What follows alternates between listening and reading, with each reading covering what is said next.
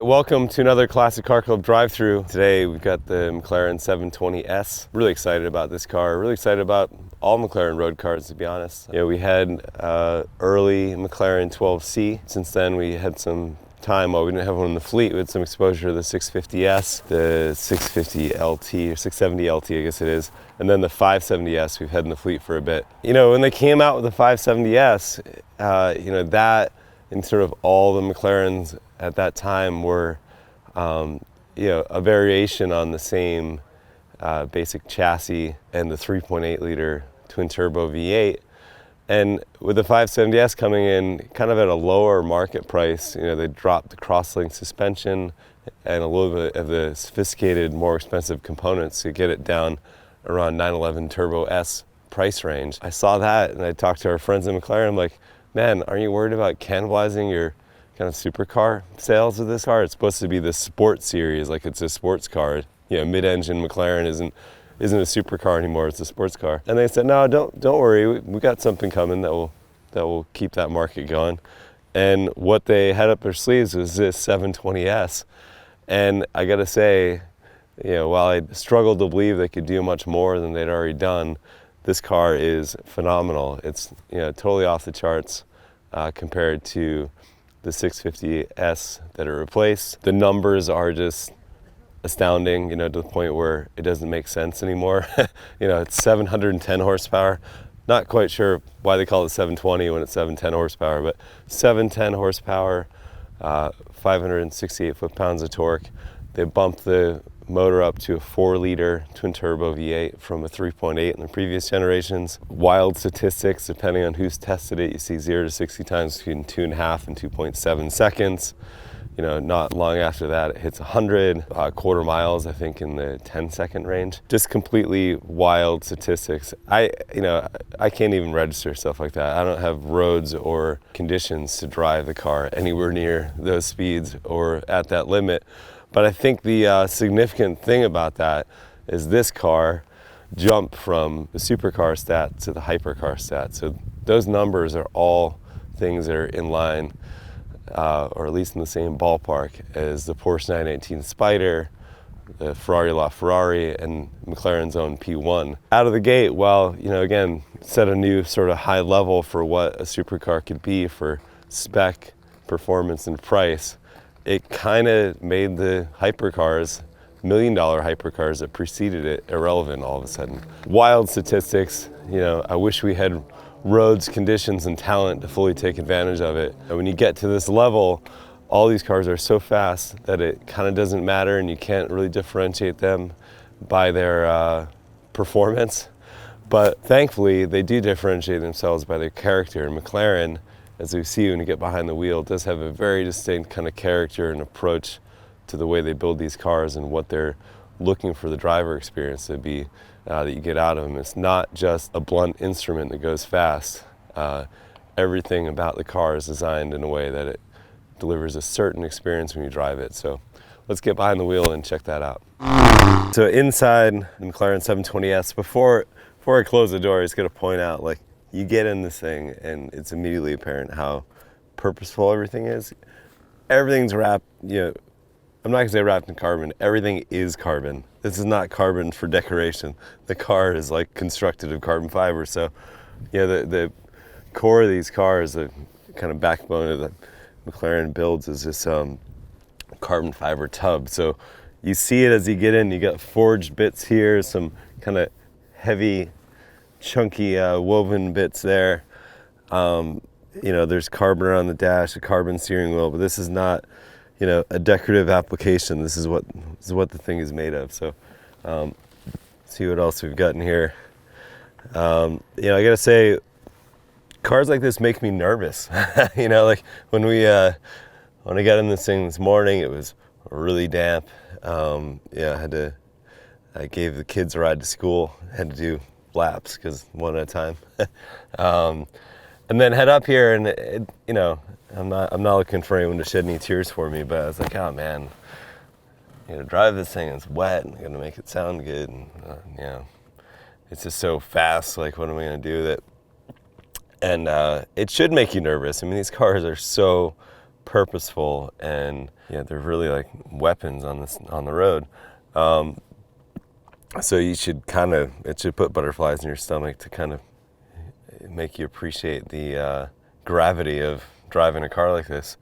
And you know, I'm a pretty humble guy. I like driving slow cars at moderate speeds. My 67 912 rat rod, you know, you go flying through the gears and make a lot of noise.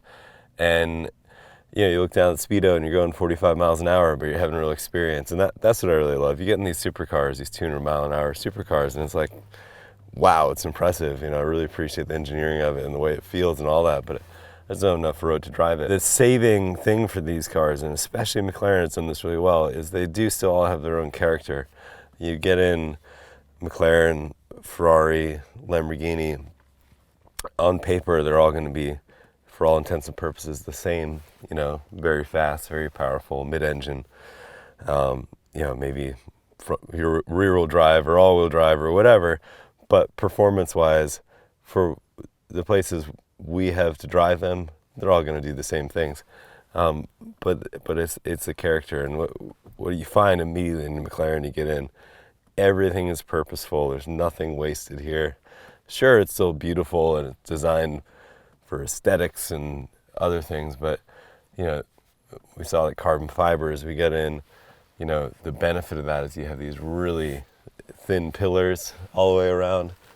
The motor is shoved way down in the car. You know, it's a very compact design for 4-liter V8, and it's set so low in the car that you still have, you know, a bit of a trunk shelf back here. It's like a fighter jet cockpit. You've got glass all the way around. You can really see out well, you know, relative to a lot of modern cars. The door sills are lower, so you feel connected with your surroundings before even going.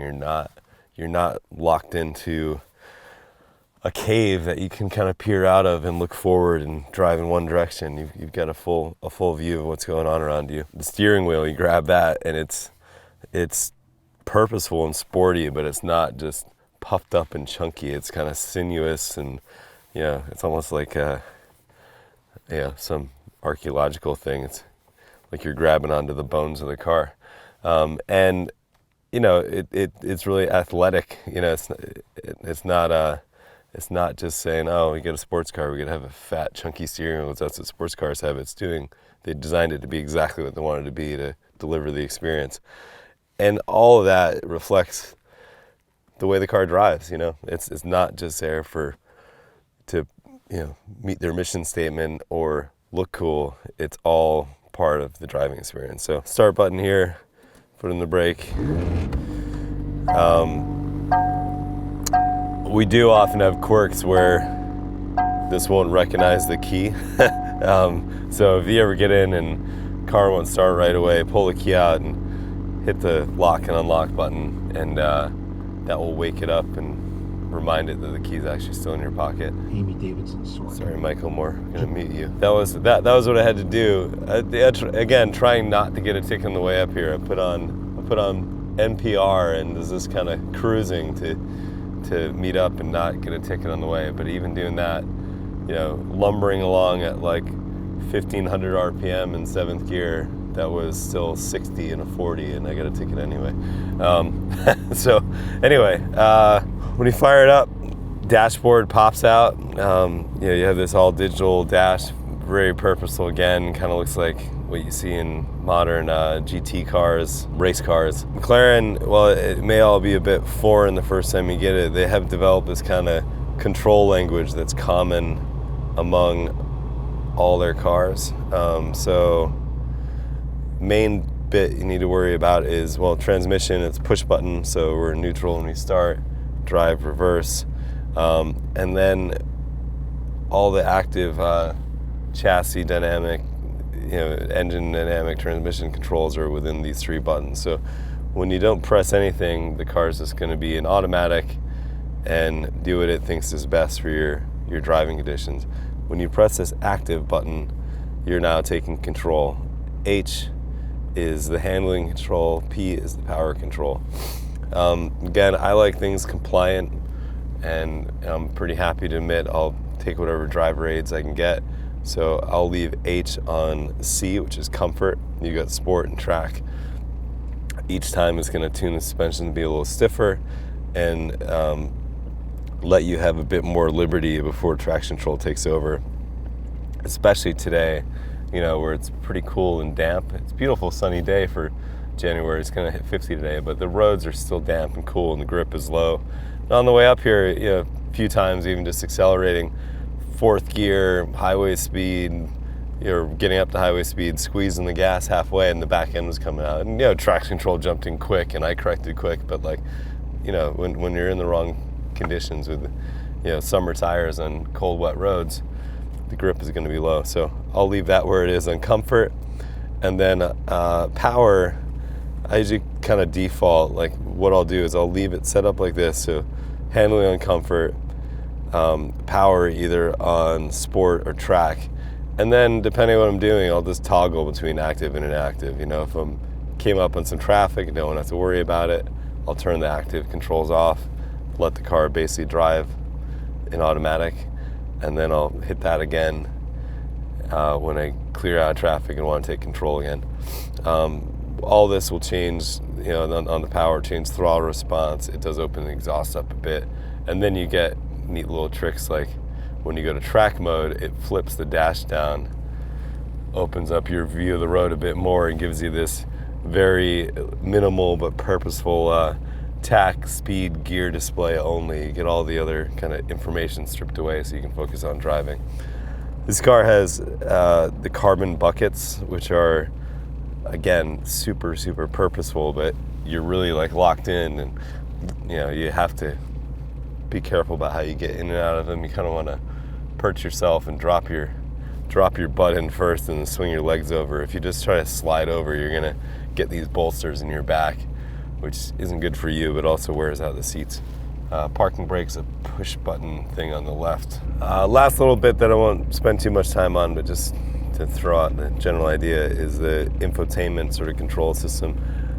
Again, they've developed this iris system, I think with Meridian since the early days of the 12C. Basically, the way I think of it, it's almost like an iPhone. This is your home button, and then these are different apps, radio, nav, phone, HVAC, and you grab whichever one. And typically, if you're trying to do something that you don't see where it's obviously apparent to do it, there'll be a gear, which is like your settings. So you click on the gear and you can change it wherever you want. But that stuff's all kind of irrelevant. We're out here to drive. So I've got I'm on sport mode. I've got the kind of full information display, including temperatures, and not only tell me engine and coolant and oil temperature, but I got tire temperature too, which is pretty handy.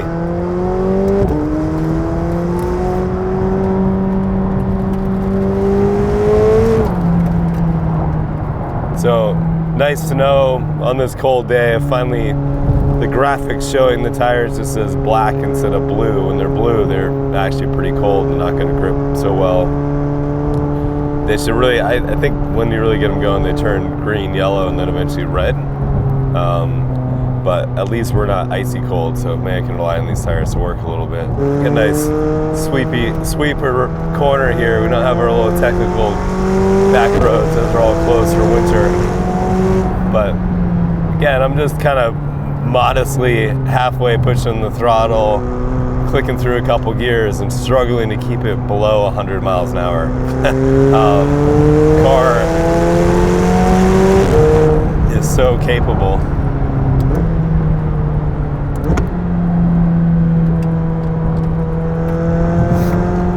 But once again, McLaren's brilliance is not only in the way they kind of made this connected, athletic, pure driving experience, but this chassis setup, and this has adjustable dampers, but it's this really cool cross-link setup where they were able to eliminate traditional sway bars and instead link the opposite corners of suspension, so that when the car wants to roll and the outside wheels are compressing and the inside wheels are dropping, that cross-link connection counters that force and levels the car out. So really cool setup, and the benefit is on the real world roads that we drive on, you've got a car that's super compliant, will suck up the bumps and cracks in the road, but when you go into a corner, super flat and responsive. So while, you know, my heart lies in the quirky old slow European sports cars, and supercars generally kind of make me nervous, I will say I really love driving this car because the driver experience is so sharp and kind of enjoyable. Here we go.